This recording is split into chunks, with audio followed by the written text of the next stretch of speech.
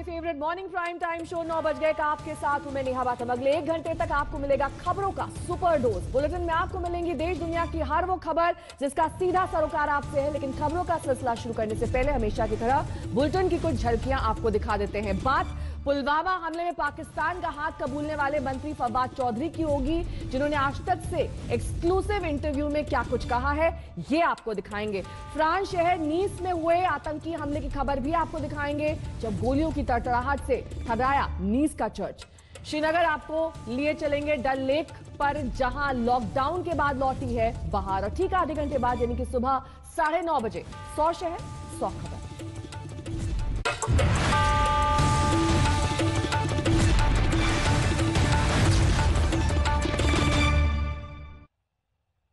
और सबसे पहले बात बुलेटिन में कश्मीर में बीजेपी नेताओं पर हुए आतंकी हमले की करेंगे। घाटी में एक बार फिर बीजेपी के नेता आतंकियों के निशाने पर हैं। कुलगाम में बीजेपी के युवा मोर्चा के महासचिव समेत नेताओं की आतंकवादियों ने हत्या कर दी।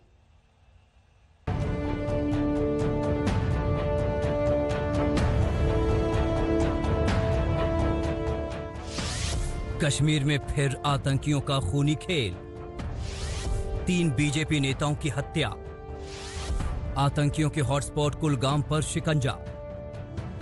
सियासी लिहाज से ऐतिहासिक बदलावों से गुजर रही धरती की जन्नत एक बार फिर खून से लाल हुई। सुरक्षा बलों के आगे पस्त हो रहे आतंकियों ने निराशा में आपा खोते हुए खूनी खेल खेला। साउथ कश्मीर के काजीगुंड में आतंकियों ने इसी कार में सवार बीजेपी के 3 नेताओं पर सामने से गोलियां बरसा दी जब वो घर जा रहे थे। आतंकी हमले में बीजेपी के युवा मोर्चा के जनरल सेक्रेटरी फिदा हुसैन समेत 3 नेताओं की मौत हो गई।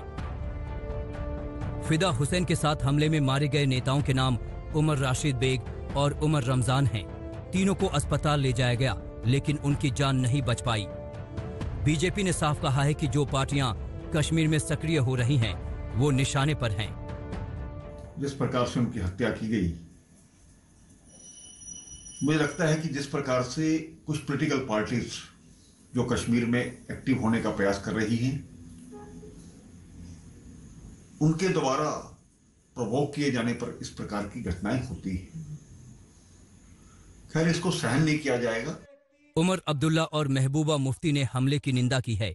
इस बीच जम्मू कश्मीर के उप राज्यपाल मनोज सिन्हा ने ट्वीट किया, मैं इस हत्याकांड की कड़ी निंदा करता हूं। हिंसा करने वाले मानवता के दुश्मन हैं। ये उनकी कायराना हरकत है और दोषियों पर कड़ी कार्रवाई होगी। कश्मीर में बीजेपी के नेता हाल के कुछ हफ्तों में आतंकियों के निशाने पर आए हैं। 8 जुलाई को बीजेपी नेता वसीम बारी के अलावा उनके भाई और पिता की हत्या कर दी गई थी। 4 अगस्त को कुलगाम के आखरन नौपुरा में बीजेपी के नेता और सरपंच आरिफ अहमद पर जानलेवा हमला हुआ था।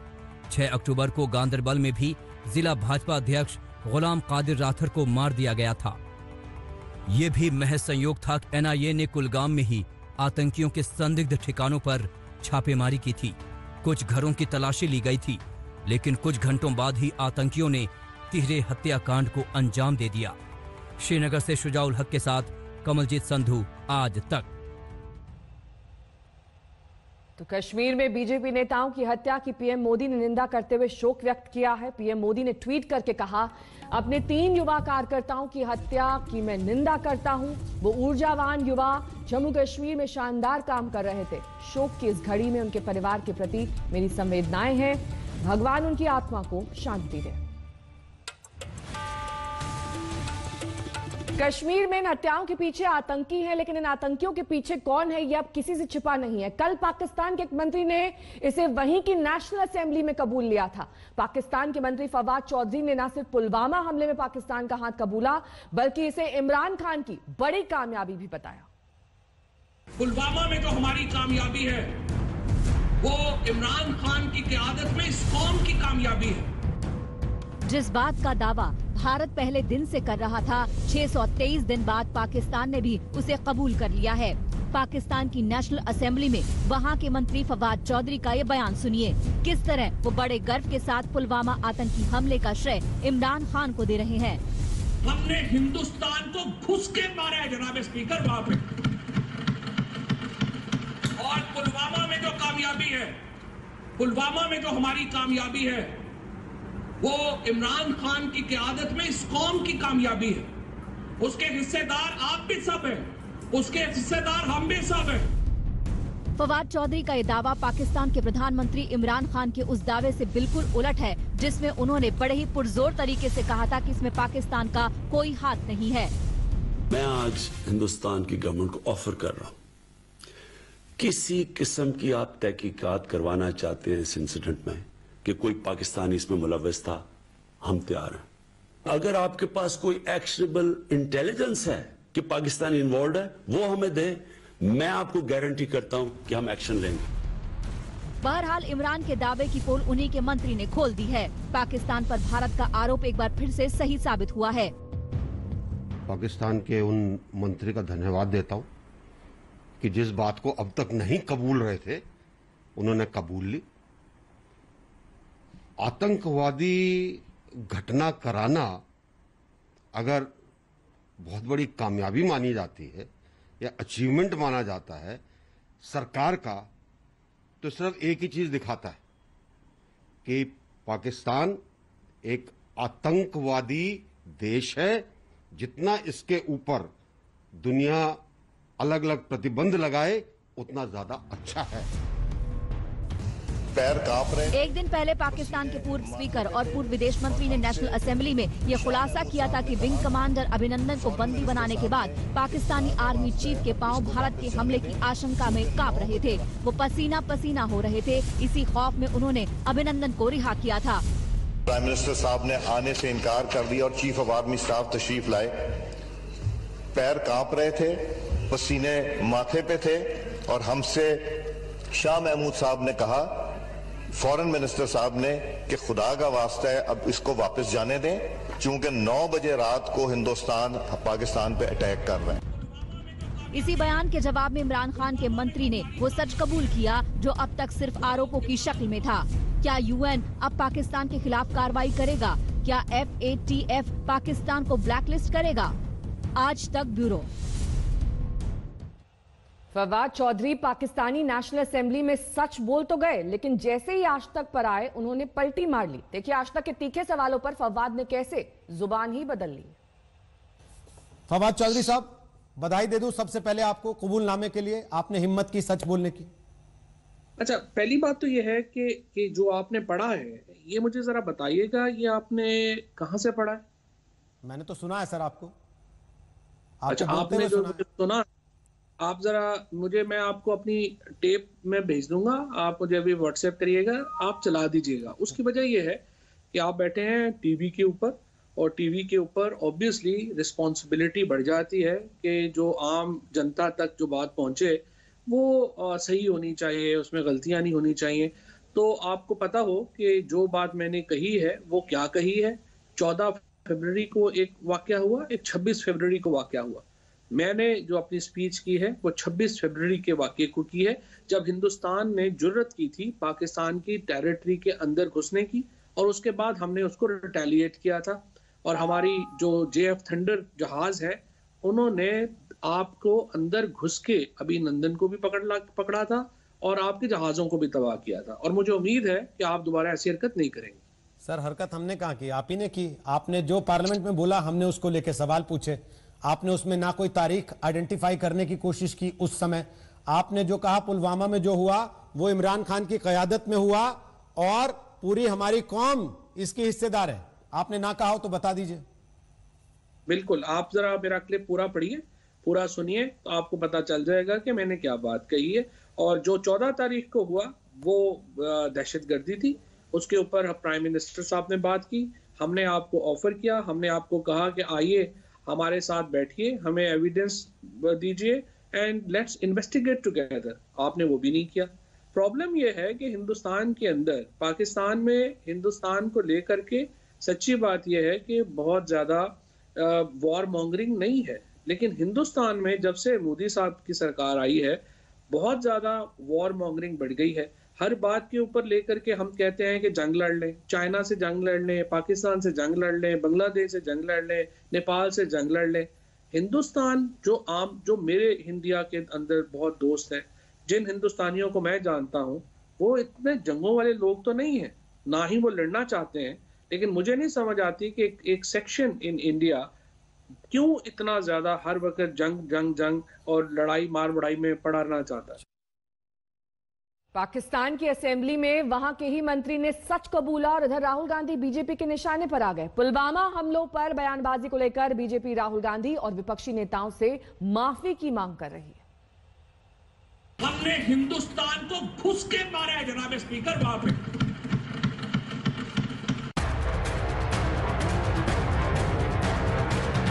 पुलवामा में जो हमारी कामयाबी है वो इमरान खान की क़यादत में इस कौम की कामयाबी है। अब देश से इन लोगों को माफी मांगनी चाहिए। राहुल गांधी जी को माफी मांगनी चाहिए देश के सामने। नाटो फोर्सेस को पाकिस्तान के आतंकवादी अड्डों पर, ठिकानों पर ताबड़तोड़ हमले करने चाहिए। पाकिस्तान की नेशनल असेंबली में इमरान खान के मंत्री फवाद चौधरी ने पुलवामा हमले की जिम्मेदारी ली और इधर निशाने पर आ गए राहुल गांधी समेत विपक्ष के वो नेता जो मोदी सरकार पर सवाल उठा रहे थे। मैं तो यही कहूंगा कि राहुल गांधी सहित तमाम विपक्षियों ने जो हमारे सुरक्षा कर्मी को गाली देने का काम किया और विश्वास किया, सर्जिकल स्ट्राइक पर पर्सन चिन्ह खोजा, उसके मांग रहे थे सबूत। आज पाकिस्तान के नेता असेंबली में दे रहे हैं उसके सबूत। अब देश से इन लोगों को माफी मांगनी चाहिए। आइए आपको दिखाते हैं पुलवामा हमले के बाद विपक्षी नेताओं के कुछ ट्वीट, जिसकी वजह से अब वो बीजेपी के निशाने पर हैं। राहुल गांधी का ये ट्वीट देखिए। आज जब हम पुलवामा हमले में शहीद हुए सीआरपीएफ के 40 जवानों को याद कर रहे हैं, तब हमें पूछना चाहिए इस हमले से सबसे ज्यादा फायदा किसे मिला? इस हमले की जांच का नतीजा क्या निकला? सुरक्षा में चूक से हुए इस हमले के लिए बीजेपी सरकार में अब तक किसे जिम्मेदार ठहराया गया है? राहुल गांधी जी को माफी मांगनी चाहिए देश के सामने। कांग्रेस पार्टी को शर्मिंदगी होनी चाहिए देश के सामने कि उन्होंने देश के सैनिकों के ऊपर अनास्था प्रकट किया था, देश की व्यवस्था के ऊपर अनास्था प्रकट किया था। उनकी विरोध मोदी जी से हो सकता है, पॉलिटिकल विरोध हो सकता है, लेकिन उसके अर्थ ये नहीं है देश की प्रधानमंत्री जी की बातों को यहां तक जाके पाकिस्तान की भाषा में बोले। ये बहुत ही चिंताजनक विषय है। देश में चुनाव से पहले 14 फरवरी 2019 को पुलवामा के लेथपुरा में सीआरपीएफ के काफिले को निशाना बनाया गया था। फिदाइन हमलावर ने बारूद से भरी वैन से सीआरपीएफ के काफिले को टक्कर मार दी थी। इस हमले में सीआरपीएफ के 40 जवान शहीद हो गए थे। हमले की जिम्मेदारी पाकिस्तान के आतंकी संगठन जैश ए मोहम्मद ने ली थी। हमलावर आदिल अहमद डार पुलवामा का रहने वाला था और जैश ए मोहम्मद का आतंकी था। स्वीकार कर लिया है तो पाकिस्तान को तुरंत आतंकवादी देश घोषित करके, जैसे नाटो फोर्सेस ने अफगानिस्तान में अल-कायदा और तालिबान पर हमले किए थे, उसी प्रकार नाटो फोर्सेस को और भारत के साथ मिलकर आतंकवादियों के ट्रेनिंग सेंटर्स जो पाकिस्तान के कब्जे में हैं, कब्जे वाले जम्मू कश्मीर में हैं या अन्य भागों में हैं, नाटो फोर्सेस को पाकिस्तान के आतंकवादी अड्डों पर, ठिकानों पर ताबड़तोड़ हमले करने चाहिए।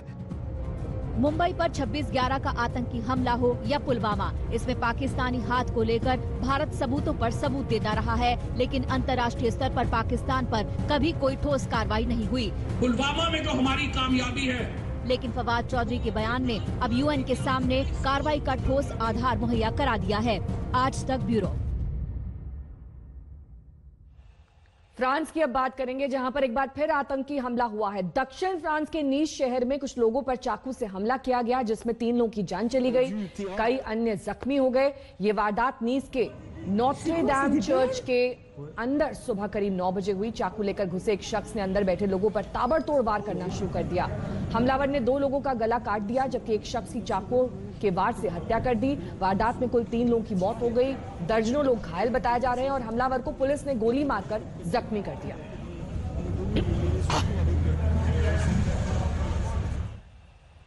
और इसे लेकर प्रधानमंत्री नरेंद्र मोदी ने ट्वीट किया है। उन्होंने कहा है कि मैं फ्रांस के नीस के चर्च में हुई घटना की कड़ी निंदा करता हूं। पीड़ितों के परिवार और फ्रांस के लोगों के प्रति हमारी संवेदनाएं हैं। आतंकवाद से लड़ाई में भारत फ्रांस के साथ है।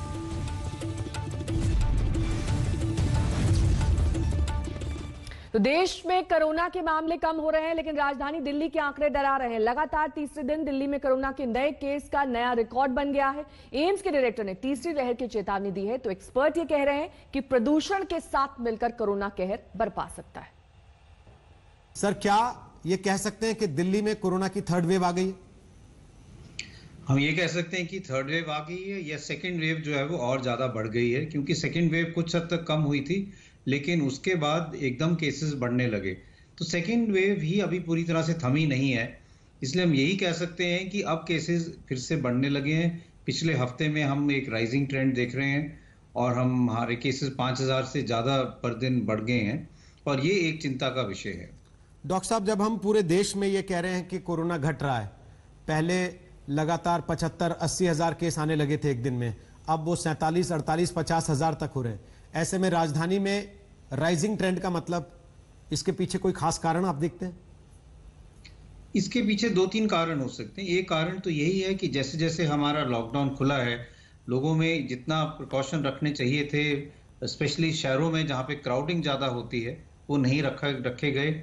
और चाहे हम बाजार की बात करें, चाहे हम फंक्शंस की बात करें, शादियों की बात करें, तो कोविड अप्रोप्रिएट बिहेवियर जो हम कहते हैं कि आप मास्क अपना पूरा लगा के रखें, अपनी दूरी फिजिकल डिस्टेंसिंग रखें, वो शायद इतनी अच्छी तरह से यहाँ नहीं किया गया।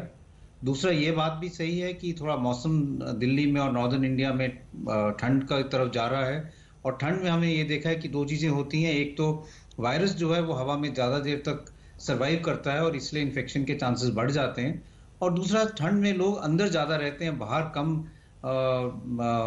रहते हैं, और अंदर रहने से क्राउडिंग ज़्यादा होती है, लोग साथ इकट्ठे बैठते हैं और वायरस का फैलना एकदम ज़्यादा हो जाता है। तो एक चीज़ और है, पोल्यूशन जो है वो भी बढ़ रहा है, और ये कई स्टडीज ने ये शो किया है कि पोल्यूशन के साथ 2 चीज़ें होती हैं। एक तो केसेस भी बढ़ सकते हैं क्योंकि वायरस जो है पोल्यूटेंट्स के साथ जुड़ के ज़्यादा देर तक हवा में रह सकता है, और सीरियस केसेस भी बढ़ सकते हैं क्योंकि पोल्यूशन भी फेफड़े पे असर करता है और वायरस भी फेफड़े पे असर करता है। एम्स के डायरेक्टर रणदीप गुलेरिया से पूरी बातचीत दोपहर 3:30 बजे आप देख सकते हैं सिर्फ आज तक पर। इसी के साथ रुकेंगे छोटे से ब्रेक के लिए, फौरन होंगे हाजिर, देखते रहिए आज तक। और आइए अब आपको लिए चलते हैं बिहार के मुंगेर, जहां विजयदशमी के दिन मां दुर्गा की प्रतिमा के विसर्जन के दौरान भारी बवाल हुआ, जिसमें एक शख्स की जान चली गई थी, कई लोग जख्मी हुए थे। वहां मलबे बिखरे पड़े हैं जिसकी सफाई का अब काम चल रहा है। आज तक संवाददाता रोहित सिंह की रिपोर्ट देखिए। मुंगेर गोलीकांड के खिलाफ कल जिस तरीके से मुंगेर शहर में जमकर उपद्रवी तत्वों ने बवाल काटा, उसके बाद अब तस्वीरें हम आपको दिखा रहे हैं। कल क्योंकि जो उपद्रवी लोगों ने कई थानों को आग के हवाले कर दिया था और कई थानों में तोड़फोड़ भी मचाई थी, और अब देखिए ये पूरब सराय थाने के बाहर जो ये पुलिस की गाड़ी लगी हुई थी उसको भी पूरी तरीके से आग के हवाले कर दिया था कल उपद्रवी लोगों ने।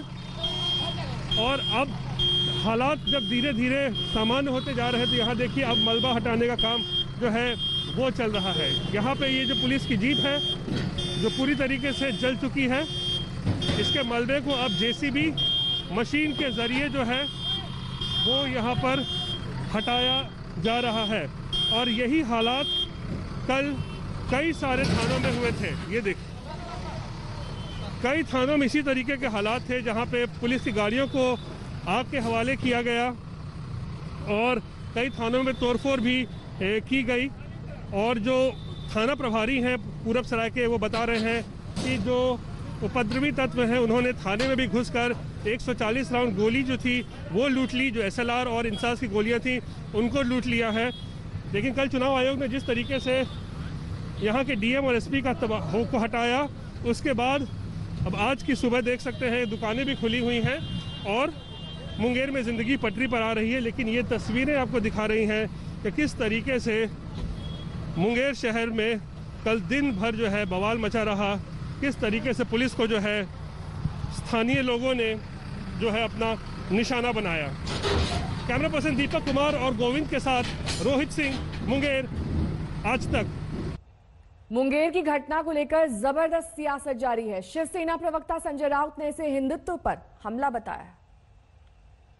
मुंगेर में दुर्गा माता की विसर्जन का जो जुलूस निकला, वहाँ हिंसा हो गई। हिंसा के बाद वहाँ पुलिस ने फायरिंग की, उसमें एक की मौत हो गई और बहुत लोग आज भी गंभीर रूप से घायल हैं। ये मानता हूँ कि हिंदुत्व के ऊपर हमला है। इस प्रकार से अगर दुर्गा माता के जुलूस पर हमला महाराष्ट्र में या पश्चिम बंगाल में होता तो मुझे पूरा विश्वास है वहाँ के राज्यपाल और वहाँ के सभी बीजेपी के हमारे जो पॉलिटिकल जो नेता है, राजकीय नेता है, वो सभी ने सबसे पहले वो मांग करते थे कि वहाँ राष्ट्रपति शासन लगाओ, सरकार को बर्खास्त करो, और ये सरकार हिंदुत्व विरोधी है। इसी के साथ यहाँ रुकेंगे एक छोटे से ब्रेक के लिए। फौरन होंगे हाजिर कुछ और खबरों के साथ। देखते रहिए आज तक।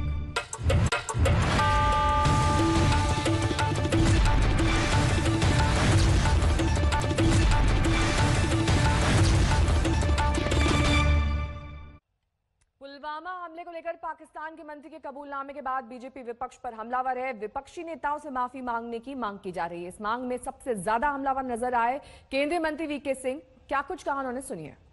फायदे के लिए बिना ये सोचे कि उसका क्या दुनिया के अंदर असर होगा, ये कहना कि सरकार ने ही कराया होगा, और इसीलिए इससे पहले भी इसी पार्टी ने एक भगवा आतंक की बात की थी, एक उसका बड़ा वो रूप बनाना चाहा इन्होंने। ऐसे लोगों के ऊपर जनता को लेश मात्र भी विश्वास नहीं करना चाहिए, बल्कि मैं तो ये कहूंगा कि इनको खुले में जूते लगाने चाहिए। 9 बज गए में अभी के लिए बस इतना ही। देश और दुनिया की तमाम खबरों के लिए आप देखते रहिए आज तक। नमस्कार, मैं हूं अंजना ओम कश्यप। हमें उम्मीद है ये वीडियो आपको पसंद आया होगा। लेटेस्ट खबरों के लिए यूं ही देखते रहिए आज तक, और इस वीडियो के पसंद आने पर लाइक, शेयर एंड सब्सक्राइब करना ना भूलें।